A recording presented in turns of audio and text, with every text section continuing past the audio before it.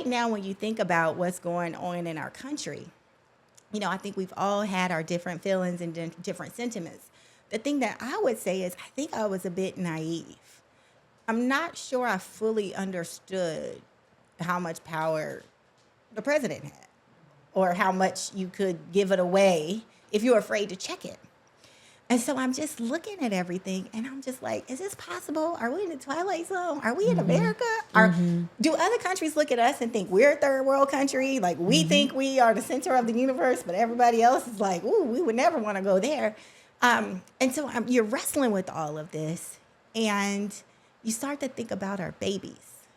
And however you're touching kids, whether you have kids or cousins or nephews, nieces, it's like, is it possible that they could live in a regressive society than what we have? Like, I have a 4-year-old who turned 4 on Saturday. Happy birthday, Amelia. And she has less rights than I had. Right now, as a woman, it is like insane to me.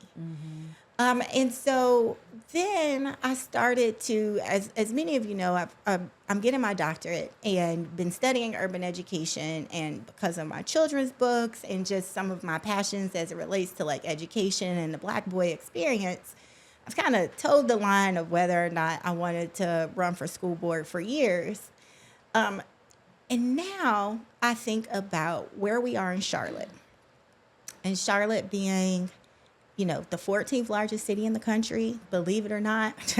We are the 18th largest school district in the country. And we have set so many precedents across the country. There are many cities that look to Charlotte to see what we're doing and look for our advice.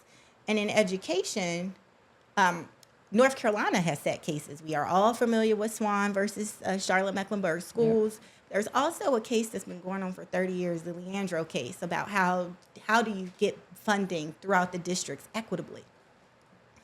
And so I just feel really strongly right now that there are going to be so many critical decisions that are made for our kids in school right now under this administration, and we have got to step into our power as Black women, as mothers, as community leaders, because we have looked around, and I know we're mainly all part of the 92%, but as this stuff starts trickle down to the local level, it's like we have to protect it at all costs.